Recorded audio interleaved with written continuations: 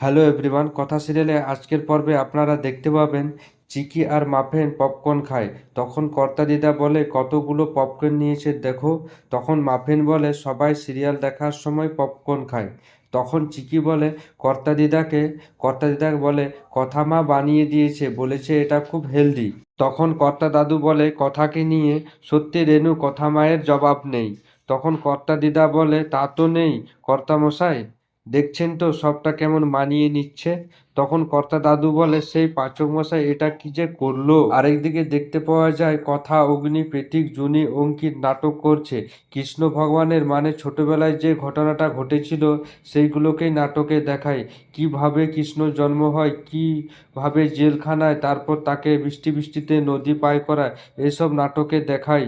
কেন মারতে চেয়েছিল কৃষ্ণকে, এসবই সব ঘটনাগুলোকে দেখায় চিকি আর মাফিনকে।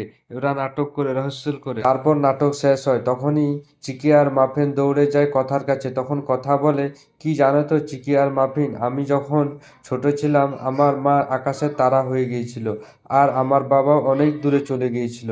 আমি আমার মামা মামির কাছে বড় হয়েছি। মামাকে সবসময় বাবা মনে করেছি আর মামিকে সবসময় মা মনে করেছি। তারা আমাকে নিজের সন্তান মনে করেছিলেন, কখনো আলাদা ভাবে আমাকে দেখেননি। তখন কথা বলে মাফিনকে আর চিকিকে, তোমরা দুজন হলে গুহবাড়ির মেয়ে। তখন মাফিন বলে কথাকে, তুমি আমার মা। তখন চিকি ও জুনিকে বলে, তুমি আমার মা।